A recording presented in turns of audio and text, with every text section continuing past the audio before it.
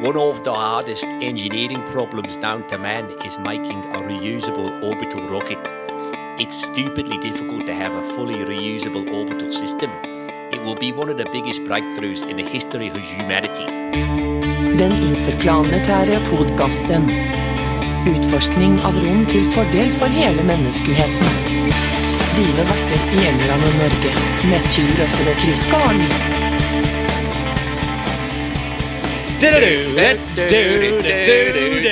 Oh yeah, baby.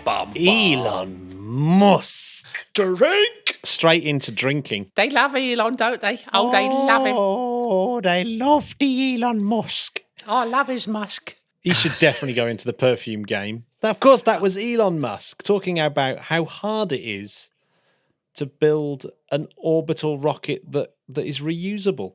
Stupidly hard. It is stupidly hard, and we saw the results of that with yet another Starship ploughing into the ground. It was fantastic. It was an amazing one, wasn't it? Yeah, I absolutely love it. It didn't even get close this time. No. It was just straight whack smack into the ground, not even a hope of going, oh, it might... No, it's definitely doomed. Yeah, but the belly flop was an absolute marvel, of course. Yeah. But yeah, the landing was a tad off. It's got to be expensive, hasn't it? Each time he's destroying 3 beautiful Raptor engines that presumably are pretty expensive, let alone everything else, like all the tanks and the actual massive steel structure. I mean, it's pretty incredible stuff. But of course, it's a really I guess it's a cheap way of doing it. It's a cheap way in terms of slightly cheaper than the NASA equivalent that's happening at the other end of town, where they've meticulously built this rocket and it's not quite working to plan, so they're having to do these green run tests again and again, and it's going to be expensive. It's going to be expensive, Chris. Like, that's big a difference, time. Really, isn't it? Of a sort of a public company can't really do that kind of sort of showmanship. He can be a little bit more reckless as a private company. A public company, you've got the weight of Challenger, and I don't think they can do that sort of thing and get away with it. Whereas this sounds like a job for the richest man in the world, really, doesn't it? The richest man in the world and the second richest man in the world and possibly the third and fourth richest men in the world are all building rockets. It's just crazy. Yeah, that's mad, isn't it? It is mad, but yeah. But before we get on to, because it's Rocket News Week, I just thought that would excite you, Chris. One of my faves. Yeah, Rocket News Week. I thought a bit of history first before we plough into it. On this day, 8th of February, 1992, there was a sun probe, a robotic probe called Ulysses. One of my favourite cartoons of the 80s. Amazing. Ulysses, that went to study the sun at different latitudes. So I believe it was the first solar probe that did a polar orbit of the sun. Right. Even though polar seems very cold, I should imagine even the polar orbit of the sun is still very hot. Oh, it ain't half up, Mum. It's a joint venture between ESA and NASA. 8th of February 1992 is its closest approach to Jupiter. And you think, what? What's it doing over in Jupiter? That seems like it's gone the wrong way, Matt. Because obviously we're all travelling in the same plane in the solar system, so it's quite hard to get into orbit around the poles of any of these places. Literally used Jupiter, drag it out of the plane and into an orbital inclination of 80 degrees. So it required a whole stack of energy to do that. It's very clever, very clever. We use clever. Jupiter, don't we? Do you think Jupiter feels used? It literally has had energy robbed from it by this Ulysses probe. Sooner or later, it's going to want that back. You can give it back if you use orbital maneuvers to slow down. There you go. It could just be a borrow. NASA and ESA may have just borrowed energy from Jupiter. Is someone keeping track of all this? You should do a spreadsheet of all the energy that's owed to each planet. Now, hang on. Mercury gave us a tenner. Yeah, I know that Mercury much. Mercury gave us this amount of specific impulse, or delta V, I guess. Yes. There we go. Yeah, no, it's Ulysses had to have what's known as RTG, a radioisotope thermoelectric generator, basically nuclear power to power it, because it had to go over to Jupiter. It couldn't use solar panels. Of course, its last day of mission was June the 30th, 2009. Oh, it had a long old trip, didn't it? It did a lot of work. In fact, it was called Ulysses because it had to do such a massive quest, like the mythological hero. I see. So a bit of an odyssey. It was actually originally going to be called Odysseus, but ESA begged NASA to call it Ulysses because that's also the character out of Dante's Inferno, which of course makes it more suitable for the sun.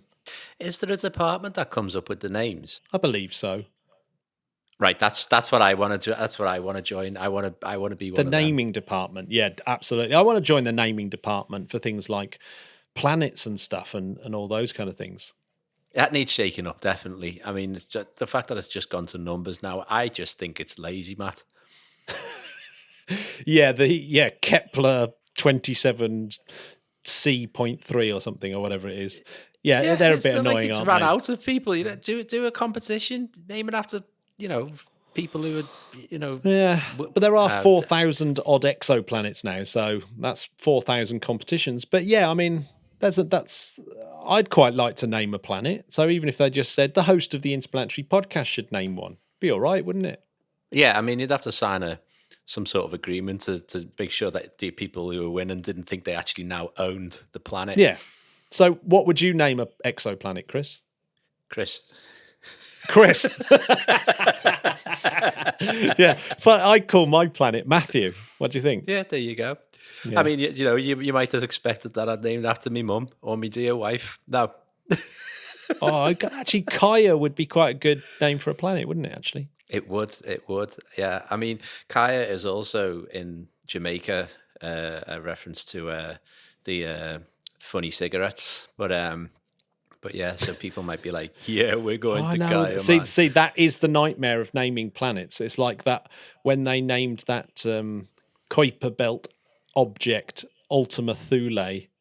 Yeah. And then everyone was complaining that Hitler had used it or something. And it's like, and so they have to call it something else. Yeah, I really wish they hadn't named that exoplanet Michael Jackson. Yeah, the Savile moon. Right. Too soon. Is that too soon? Right, we should get on with the news. We've got stuck in history and we're 9 minutes in. Yeah, so I decided to take a trip around the world, starting with America. Oh, America. How are they doing at the moment? They're doing all right, aren't they now? America. Yeah. Wonderful film. Surprising record. I've got a bunch of surprising news stories. So a surprising record, one that I didn't see coming and didn't even clock at all. Crew 1, i.e. your man Victor Glover, Sweet. Mike Hopkins, Shannon Walker, and Soichi Noguchi of Japan, are going to have, as of today, as we're speaking, Chris, now they've been up longer than 84 days. It doesn't seem like 84 days ago, does it, since they flew up? Anyway, they've been up now for 84 days, and that beats the Skylab 4 crew in 1974 of the longest in space by someone who's flown up on a US spacecraft. Brilliant. So no one on the space shuttle stayed up that long. No way. It is crazy. I mean, I think there's a few Russians and that who've been up longer than that, but so it's a US. Way longer. Oh, yeah. So it's a US spacecraft. So yeah, no. So Tim Peake's been up for 6 months, for example. 6 months. Flew up on a Soyuz. So. Yeah, I just hadn't realised that people never had long duration missions in the shuttle era. I know. It was totally a Russian Soyuz thing to do. These people went to flipping moon and back, and still. Well, that's only a few days, isn't it? No, it's a week. It is. It's just a week. A quick week. So that was interesting. So they've just set that record. Well done, Crew One. That's great. And the other one that really surprised me is how valuable Astra is. Right, so Astra, which still haven't got into orbit. They were very close on their second launch back in December. Very close indeed. But they are going to publicly list themselves, but near the end of 2021, under this thing called a special purpose acquisition company, and are valued at $2.1 billion. That's a hell of a number. Yeah, so I was thinking, Chris, do you want to set up an orbital rocket company? Definitely. I'm already starting on it now. So if you're interested in Astra, you'll be able to buy Astra shares on the NASDAQ ASTR soon. That's good, isn't it? I once had a D-Reg Astra Club, and that was worth about 250 quid. So, yeah, I had a Vauxhall Astra worth 500 quid until I basically ran it into the ground. I maintained it with parts from the scrapyard. Very good. Well, that's interesting. The Astra, Nova. I've just realised that the Vauxhall names were all cosmological. You only just noticed. Yep. Good. Next, you'll be telling me how Ford like to name their cars after islands. No. Anyway, surprising turnaround. So get this. They've managed to turn around a Falcon booster, B1060, in 27 days. No. So the previous record was 37 days. Now they've turned it around. So it's gone from 4 months turnaround down to 4 weeks. So it's the first time that that the same Falcon booster has flown twice in a month. I think they've been inspired by our wonderful vaccine developers there. Oh, big time. Big time. They're just going, do you know what? They've just made us all look shit. We can't sit around anymore. we should while we're on Elon Musk, we should quickly cover that whole FAA approval thing, because that was the kerfuffle. That was the big kerfuffle. That was, we all stayed up to watch SN9, and then it didn't happen because it turned out that SpaceX didn't really have approval to fly SN8.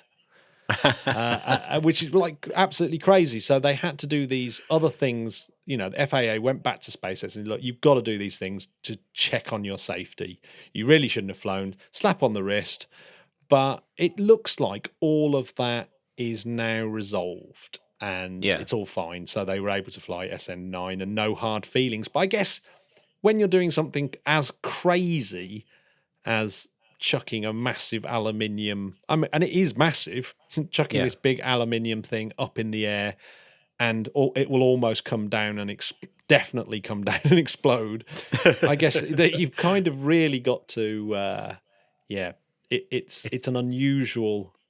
It's unusual, isn't it? It must be hard for the regulators to kind of make sure everything's okay. It's easier to get forgiveness than permission. Yeah, well, I think that Elon Musk must live by that adage, mustn't he? He really must. Yeah. But I think a lot of... If his tweets are aimed to go by. Yeah, I mean, I think space companies, there's quite a few that kind of do that as well. Like there was that one company, wasn't there, that launched a satellite without permission and then just dealt with it afterwards. It was like, wow. Yeah, it's pretty crazy. Like, what are you going to do? It's up shoot there now, it down. Yeah. It's like, yeah, it's crazy. Of course, this week has been amazing for like commercial crew space flights. So people paying to go, like space tourism. Inspiration 4 is a really interesting one. So that's going to be the first one to go, and that's going to be in the last part of this year. So this could be really exciting. And it's going to be a SpaceX Crew Dragon. It's going to be an orbital free flyer. So it's not going to the ISS. It's just going to go they're just going to go into orbit for 2 or 3 days. Which be good enough for me. Oh my God, that would be so much more epic than going up on either the Virgin Galactic or the New Shepard. Imagine it would be absolutely unbelievably cool. So it's this guy called Jarad Isaacman who is the founder of a payment system called Shift4. I guess, resonant of Mr. Musk himself, of course, with PayPal. The PayPal legacy, yeah. Yeah, so this guy is an accomplished civilian and military pilot as well. So he's a pretty cool dude. He's no slouch. But the coolest thing that he's doing is that he's pledging $100 million to St. Jude Hospital, as well as paying for his seat. And he's also hoping to raise another $200 million by giving the 3 other seats away. It's great. So, yeah, I mean, it's genius. So if you're an ambassador who exemplifies the value of the hospital, you might get a seat. Oh, I have to get a job there first. Yeah, if you donate money to St. Jude's, then your name will be put in a raffle and you might get a seat. And also, if you're an entrepreneur who uses the Shift4 Shop e-commerce platform, you might get a ticket as well. Fantastic. And he's advertising it at the Super Bowl tonight. And he's advertising it at the Super Bowl. And the best bit about it is, if any spectators at the Super Bowl will be able to look up in the sky and see the ISS flying overhead, as long as it's not cloudy. Yeah. How cool is that? Absolutely. It's the stuff that blockbuster movies are made of. Oh, man. So actually, it might be one of us two, Chris. Unless, of course, American citizens are the only people that can go up. I haven't actually found out whether that's right or not. But there's another orbital free flyer as well, although we haven't been told who that private citizen is yet. But that's going to happen in 2022. So this looks like it might happen quite a bit, which I think's really quite big somehow. Because also there's Axiom AX1, which they're going to where a team of 4 people are going to go up to the International Space Station. So that's NASA veteran Michael Lobaz Alegria, is a legendary commander, record-breaking NASA astronaut. And he's going to go up with entrepreneur Larry Connor, a Canadian investor Mark Pathy, and very interestingly, a guy called Eitan Steeb, who is from the Israeli Air Force, who was a very close friend of Ilan Ramon, who listeners of the program will remember when he was astronaut of the week and unfortunately perished in the Columbia shuttle disaster. Oh. And is, of course, an absolute Israeli legend. Fantastic. Yeah, and of course, don't forget as well, we're supposed to have Dear Moon mission where someone flies up on a starship. But watching the starships plow into the ground at the moment, that's probably not the video you should watch before going to the moon on it. Yeah, I wouldn't jump on one just now. Not just now. Unless they weren't going to land it. You know what I mean? They go, right, we're going to jib the landing bit. I mean, there's no launch. This is the thing that's really weird about Starship. There's no launch escape system. So it's like you either land in the vehicle like that or you don't and you're doomed. So that doesn't sound like a good idea. Well, I must admit, that does seem to be the biggest hurdle in the whole system, surely. I would be very worried going to Mars, especially if someone decided to keep sending me that video of SN8 and SN9 playing into the ground. I'd be that friend. I would just keep sending you. You would be, wouldn't you? You'd be, have a good one, mate. Thanks a lot, Chris. Fingers crossed, see you in a couple of years. You know? Yeah. Oh, my God, it'd be so stressful. This was a sad one. Millie Elizabeth Hughes Fulford unfortunately passed away this week on February the 2nd, 2021. And another NASA legend. She's the first female NASA payload specialist and flew up on the NASA Space Shuttle Columbia STS-40 in 91. But she's really this kind of absolute biomedical genius, really. So, she designed a lot of the experiments that have gone up to things like the Space Hab biorack experiments and all those kind of things to examine bone growth and things like that. And then she examined things like T-cell gene induction in space flight. She's designed lots of other experiments, but one of her big things is that she was able to show how microgravity itself is the root cause of all this T-cell dysfunction, which is massive. Yeah. I mean, it's one of the serious barriers to spaceflight and going to Mars, I would imagine. So Absolutely. yes, yeah, but what's really tragic is she seems to have died from lymphoma, which is the subject of some of her papers, including her last. So yeah, that's a good astronaut of the week, though. An incredible, very good career. astronaut of the week. I didn't. I confess I didn't know much about her, but she's clearly an absolute bang out. With as a mission specialist, she's one of these people that not born to be an astronaut like a sort of fighter pilot, but someone that's at the cutting edge of medical science and therefore gets a ticket to the International Space Station because of her fantastic work. Yeah, essentially amazing. Well, actually, she didn't go to. I don't think she went to the International Space Station. She flew up on the Space Shuttle Columbia and flew around the Earth for 146 orbits, I should say. Right. It's also Al Warden's birthday today. Happy birthday, Al, wherever you are.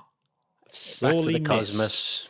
Sorely missed, absolutely. especially by us Brits, as Al was very, very fond of coming to Britain and sharing his lovely smile and stories.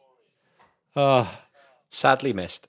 Sadly missed. So launches this week. We got another 60 more Starlinks going up. Where are they going to go?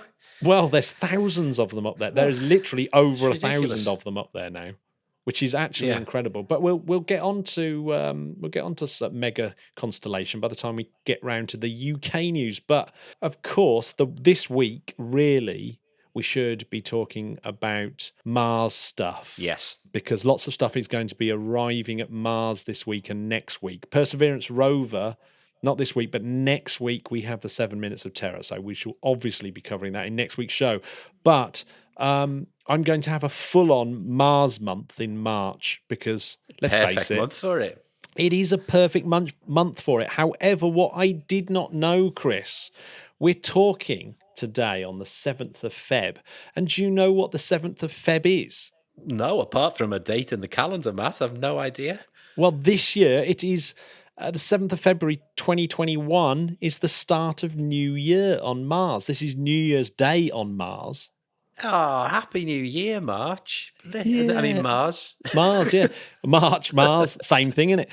Same thing. Yeah, same thing. It's the 36th year. So it's 2021 on Earth and the year 36 on Mars. And this year happens to be 7th of Feb. It apparently is something to do with, they started the year system after an important dust storm in 1956. And at that point, they decided to go with it. And each day on Mars lasts 24 hours, 39 minutes. But a year on Mars is actually 668 sols. 668 sols, which is 687 Earth days. Because, of course, their day is slightly longer. And, so it just so happens that, this is the year 36. Brilliant. So we had Jesus being born. They had a big storm. They had a dust storm. Yeah, big dust storm, which really should be called the Jesus storm or something. But yeah, it's so happy Mars Day. If I'd known that, I may have started the Mars month today. But hey, I think March is very appropriate for a Mars month, and I'm going to have some special Marsy guests for that. No guests today, I look forward to that. I've got to eat Mars bars while we're doing the podcast. Yes, and have Mars ice cream, of course, because Helen Sharman invented Mars ice cream, and of course she's our first ever sweet astronaut. It's so every time you tuck into Mars, it is a bit sweet. I did keep meaning to have a chat with Helen and say, I think you made it slightly too sweet. But I decided not to. I thought that we might have got off on the wrong foot. So let's move to China because we should talk about one of the things that's approaching Mars this week, and that is the Tianwen-1. Yep. And do you know what Tianwen comes from? Is it Heavenly Questions? Oh, it is. It only is. So yeah, it's done its 4th orbital correction burn, and it's preparing for orbital insertion on Wednesday. How exciting is that? Very exciting stuff. Now, here's some stats for you. So it's been traveling roughly about 200 days, and it's clocked up 289 million miles. So it's going about 1 million miles a day. That's just incredible, isn't it? But it's gone 289 million miles, but it's only got 120 million miles away from us. In other words, it's been doing this massive loop to get out to Mars. Yes, and it's already sending back pictures of Mars, even though it's 1.5 million miles away. But as we found out, it'll cover 1.5 million miles in a day and a half or so. But of course, it is in its slowing down phase, I hope. So weirdly, this week it will arrive at Mars a few days after the start of the Mars New Year, but it will arrive 2 days before the Chinese New Year. So yes, so in fact, the Mars New Year almost lined up with the Chinese New Year this year. About, yeah. So yes, as Tianwen-1, of course, has an orbiter, so that will get into orbiter. The orbiter will get into orbit in a couple of days' time. But of course, it has a lander and a rover as well. How exciting is that? Brilliant. Now, you said the Heavenly Questions, right? That is a poem by this guy called Qiu Yuan. I don't know how to put it. Qiu Yuan. And yes, I've kind of sort of read about him, and for me, he sounds a little bit like the Chinese Marcus Aurelius, as in someone who Is that the guy from Gladiator? He's not the guy from Gladiator. But he is a Roman emperor who was also very famous for writing Meditations, which is a very good book, like extraordinary book, in fact, because it's full of ancient wisdom, but wisdom that still applies today. But so did this guy. So did Qiu Yuan, and you can find his poems in this collection of classical Chinese poetry, which are considered, the touchstones of Chinese culture, and they're really, really good. So these heavenly questions. Do they still rhyme when you translate them? No, I don't think they do. I'm not sure whether they rhymed. Whether rhyming was a thing in Chinese poetry. I just don't know. You've made an assumption there, haven't you? I just don't know. Yeah. Possibly. I assume that all poems need to rhyme. But I thought it's asking questions that I think they kind of make you realise how people were thinking 2,300 years ago. So here's an extract in English. God knows whether it's a good translation or not, though. So brightness became bright and darkness dark. What has caused them to be like this? Yin and yang commingle. What was basic? What was transformed? Upon what are the heavens folded? Where are the 12 stages divided? How are the sun and moon attached? How are the constellations arrayed? The sun emerges from the morning veil. It comes to rest on the crepuscular horizon from dawn until dusk.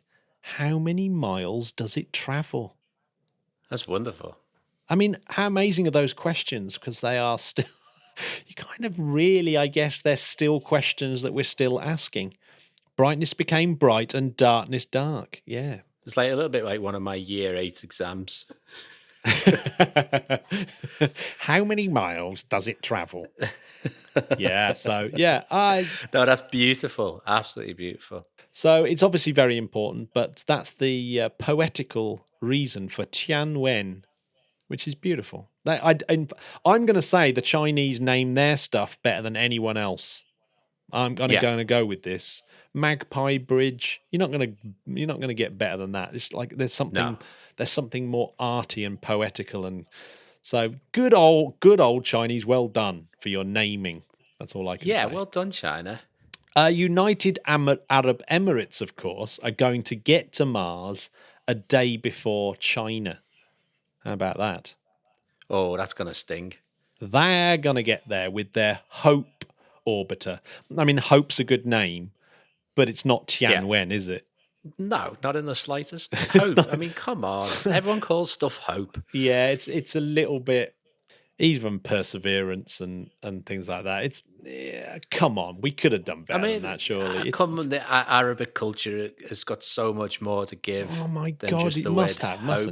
mustn't it? Yeah, absolutely. Yeah. Yeah. I mean, God, come on, step it up, UAE. Well, yes. So that's going to be. I mean, what an absolute massive achievement for UAE. You know, someone that's only Yeah. really entered the space game in the last decade or so, and they're sending something to Mars. And if they can get into orbit with it, they're not landing on Mars. But if they can get into orbit, that'll be incredible. Now, if China land, that really will be amazing because they'll join the extra special club of only one nation that's ever achieved it, and that is, of course, the Americans.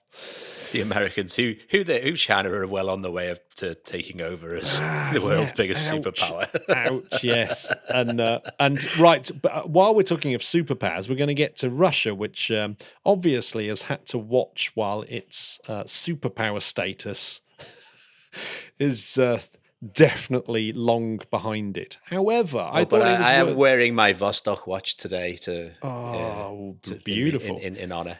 Yeah, well, I Yes. mean, the Russian names are okay, but I thought that they're a little. They do seem to sort of use them again and again, like the vaccine that they released, Sputnik, does seem like it's been named Come on. before, that Sputnik 5.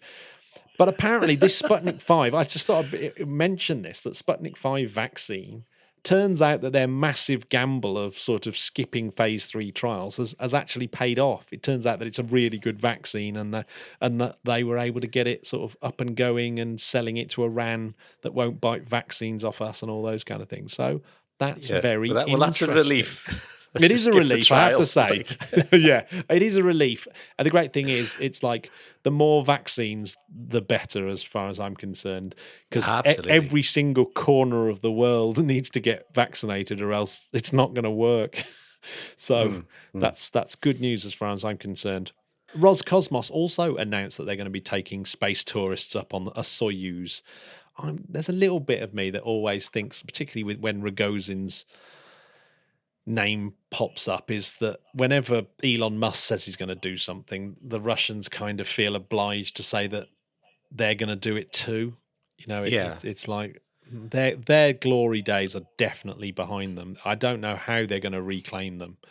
But yeah, it's a little bit. I mean, they're still doing the military stuff. They launched a spy satellite this week, and of course we're going to see a Russian launch to the ISS, the MS-16 logistics module, and actually that will just be before a Cygnus launch, the Catherine Johnson, named after the hidden figure, of course.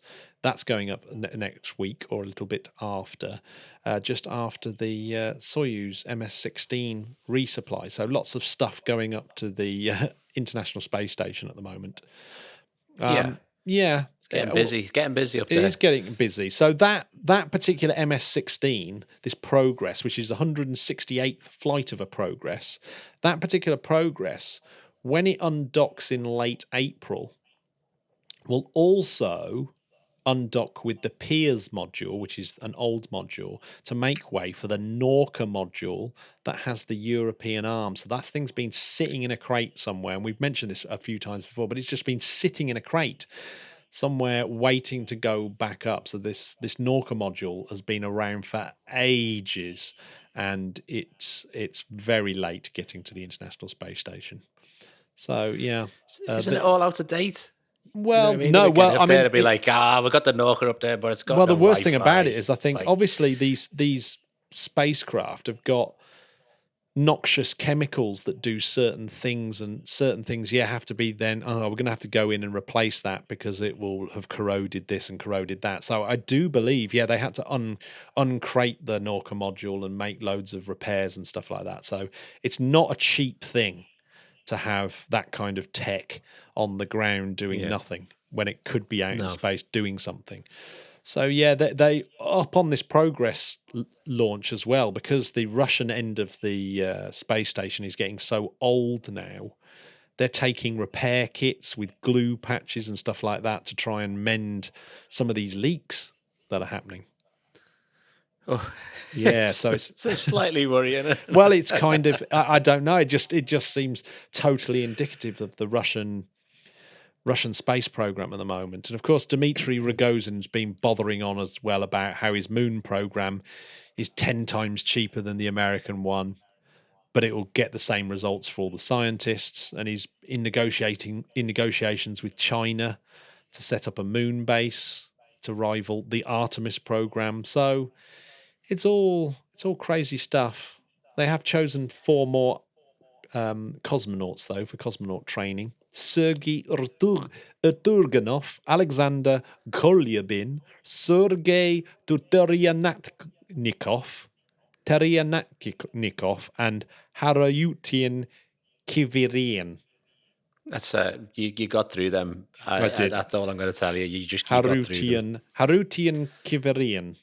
Yeah, they're quite Kivirian.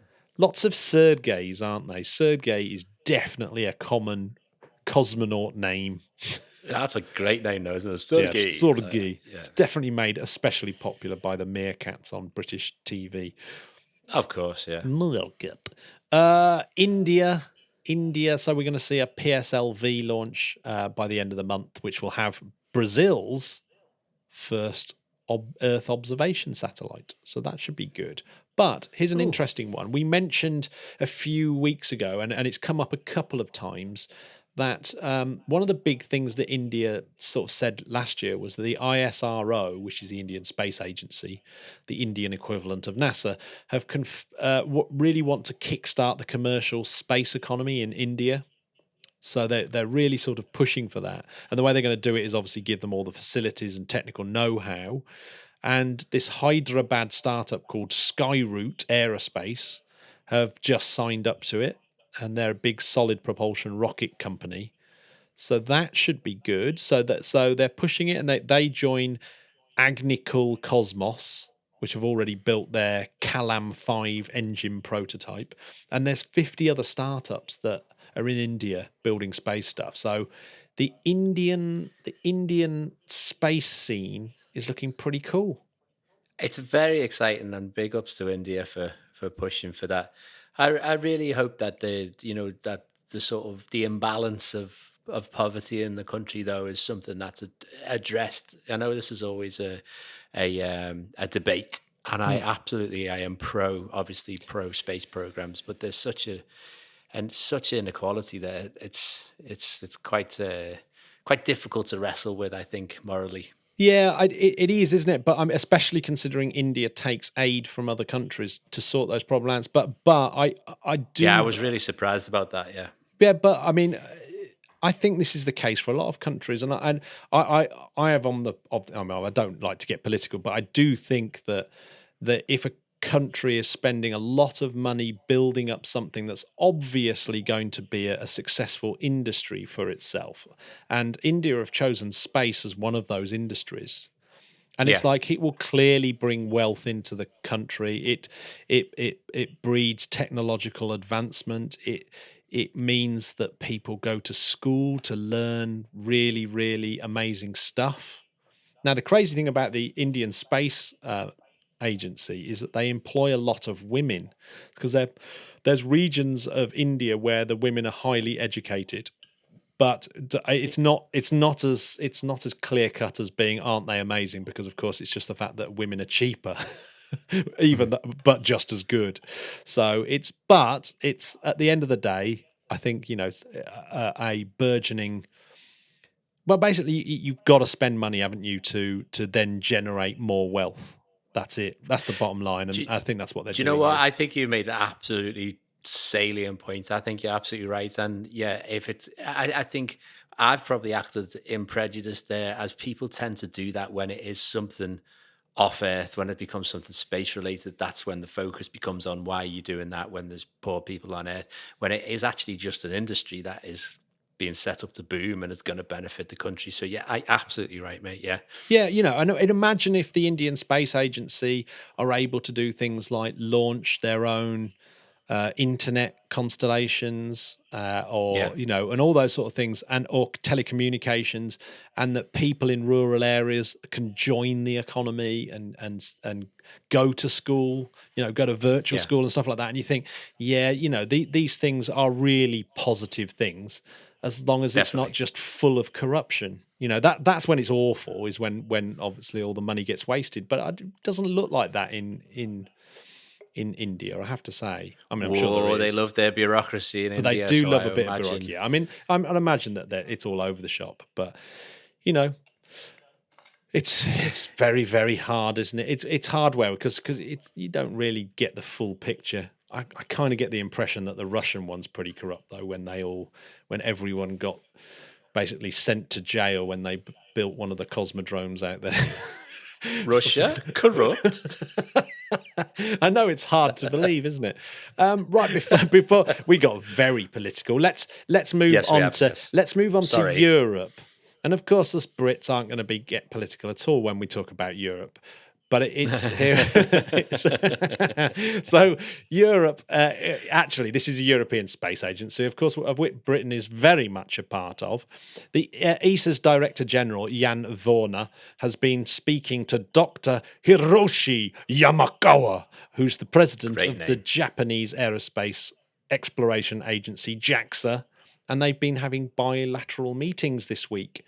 And of course, one of the greatest space missions currently out there doing its thing is Bepi Colombo, which is Of course. a cross of ESA and JAXA work. And they've got two more missions where they've managed to sort of do a similar sort of arrangement, and that's Hera, which is an international planetary defense mission, which is pretty cool for a start off. And they're going Definitely. out to look at the asteroid Didymos, to look at how the NASA DART mission impacted this binary asteroid Didymos, to get more information about asteroids, basically, to help with planetary defense. So that's really cool. So Hera. And then there's MMX. Now, I thought MMX was part of Bepi Colombo, but I think it must be called something else. And that's a JAXA mission, which is a sample return mission to Phobos. That would be really Phobos. wicked, man. Imagine that. So, flying out to Phobos, one of Mars's moons, Yeah. landing, taking a sample, and bringing it back. Now, that seems like a pretty awesome mission to me. Like, awesome. Absolutely. Yeah. Yeah. I'm excited about that one. Also, over at ESA, go on their website and they have the ESA YGT opportunities, which is the well, this is quite funny. So yeah, the positions are available in engineering, science, IT, and business services, and you can join. Just like this YTS? yeah, it's a bit like YTS except at ESA. So you can join, and it's, I guess the Y must stand for young or something. Young graduate trainee. There you go, young graduate trainee. Now, if Brilliant. if you're doing your masters and you're going to finish your master, then you can apply for this and go and work for ESA.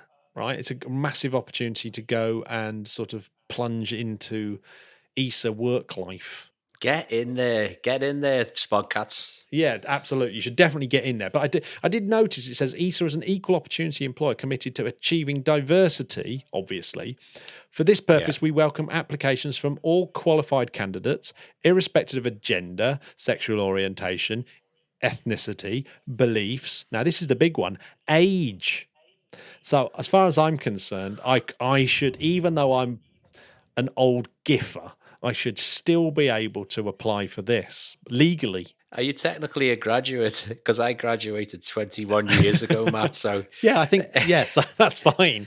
So if I start doing a master's, I can apply. But the thing is, I have to say, irrespective of age, but it's in the title. It's called Young Graduate. I know, Trainee. but presumably, even if you're old, you still they would. It's interesting though, isn't it? Because if anything, they might even be breaking the law by calling it young graduates.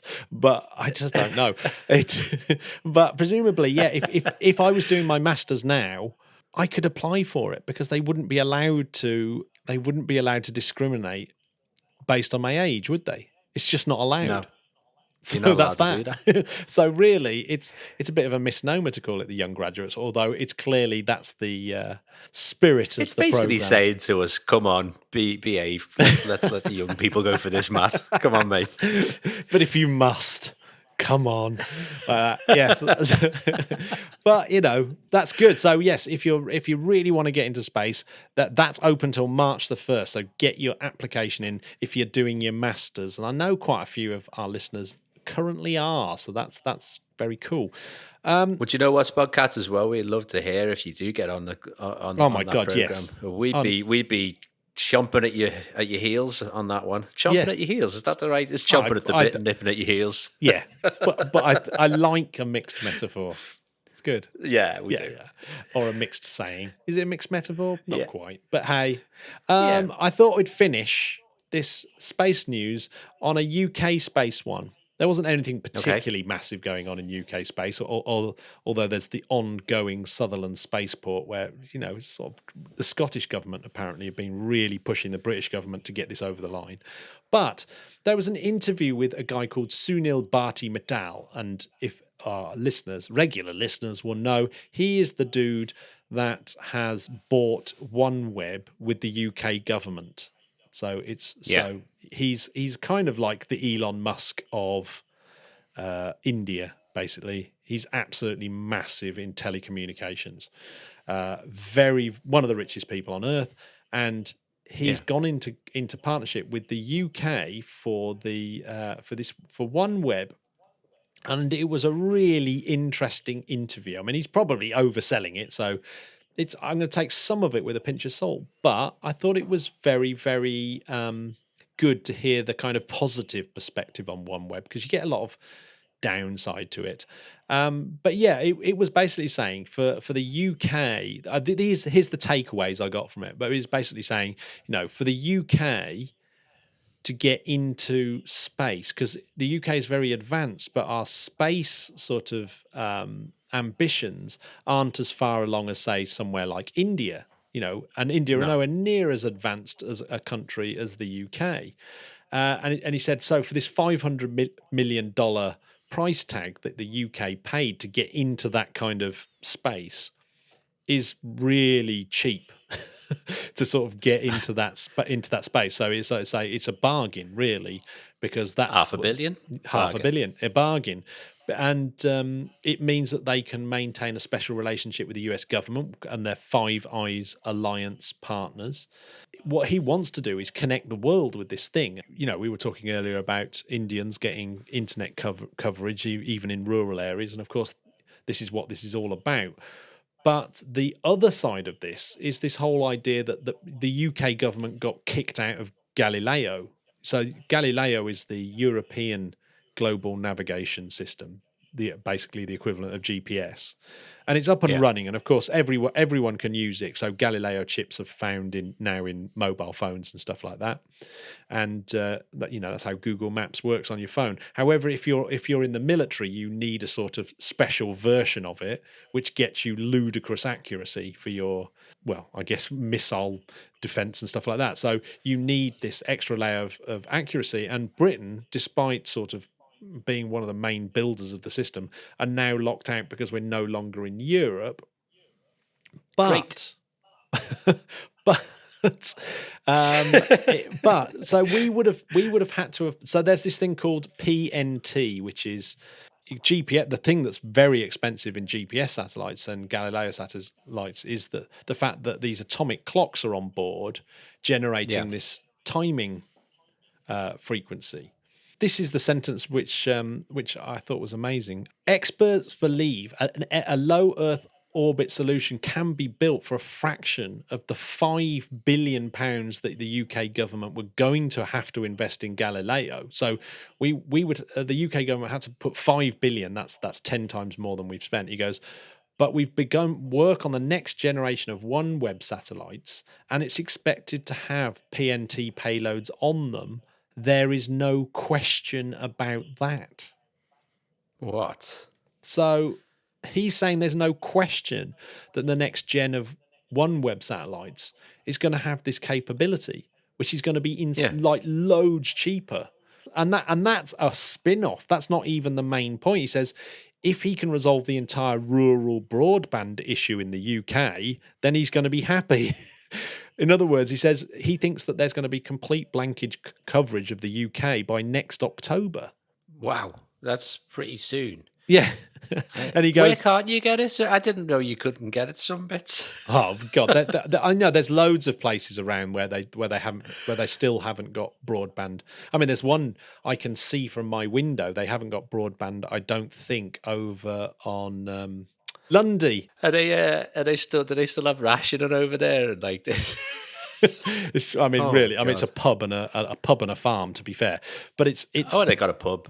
But it's a beautiful place, and you sail out from Ilfracombe to it. But yeah, so they he'll be happy if he just cures the whole of the UK. So the whole of the UK can have blanket broadband. So there won't be anywhere, including the coastline and everything. We'll get up in the mountains. So when you're up the top of Ben Nevis, you'll be able to get broadband.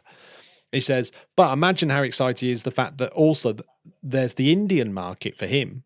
So he's got the Himalayas, the deserts of Rajasthan.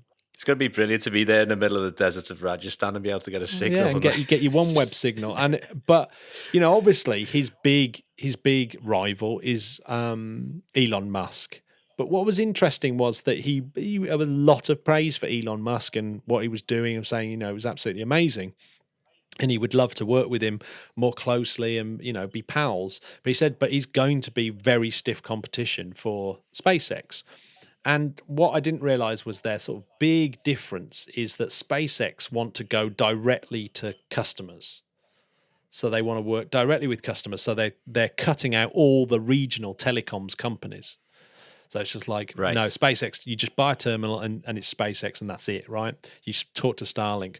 Whereas OneWeb, because he's a big telecoms giant himself, he can talk to all these telecom CEOs and work with them. So they sort of add extra service to their service.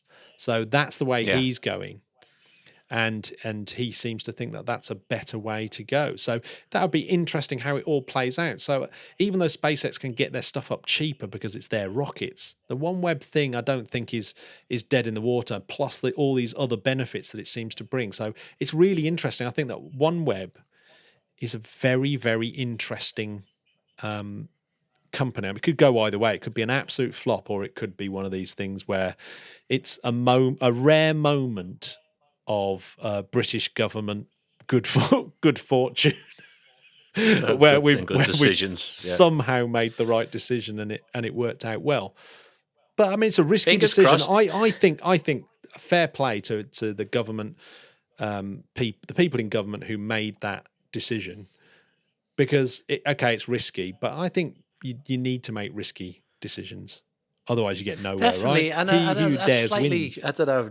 There is a sort of like slight little nagging thing in the back of my head about an entirely SpaceX controlled media oh my god system. Exactly. So we undoubtedly need a competition to SpaceX. I mean, it would be deeply worrying, I reckon, if you only had a SpaceX mega constellation and no one else up there. It's like, we've read the books, we've seen the films, we know how this goes. Yeah, and he's already the richest man on Earth. Without having something else to make him, it's like Jeff Bezos owning Amazon and then owning Microsoft as well. It'd be like ridiculous. Yeah. It's it's funny, isn't it? Anyway, that's the end of the space news. There was lots and that's just 1 week. That's just 1 week, isn't it? That's crazy. I know. There's just so much going on. I can't wait for Mars Month. I have a little think about what I'm going to do for that. I might make a costume. I know that would be pointless for an audio podcast, but I think I'll feel better wearing it. It will help us get in the mood, won't it? Definitely. And Spodcats, if you want to wear costumes as well, just go for it. Oh well, okay. We'll have a Spodcat episode, Spodcat Mars episode. We can maybe do it on Zoom where we all have to wear Mars-related clothing. It's a good call, actually. Fantastic. I quite like it. I love that. I like it. What are you doing? What are you doing this week, Chris? Are you up in Norway, by the way? I am in Oslo until April now. So yeah, just it's a bit quiet. Things are starting to open up a little bit more this week, I think. The shops have opened this week, which is good because I was a bit short on clothes. So I went and got some clothes, which you could for the last month. You're not even been able to do that. You do know when you finished wearing your clothes that you put them in a washing. You don't have to put them in the bin. They're not a one item so presumably you've got the same amount of clothes as you started the lockdown with. Yeah, I am. Unless you do a lot of kind of rubbing yourself along the carpet or something.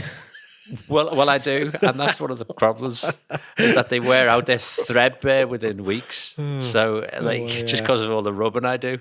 But I'm here. I'm here for a few more weeks. Things are very quiet. But yeah, I'm looking forward back for just after Easter to the UK. So, yeah, at the moment, just enjoying being in a sort of a nice place. The weather's absolutely stunning. It's very cold, but it's beautifully sunny every day at the moment. So it's very, very lucky and really starry nights. We had a Aurora Borealis klaxon go off last week, but it was cloudy. It's very rare that it actually comes out in Oslo.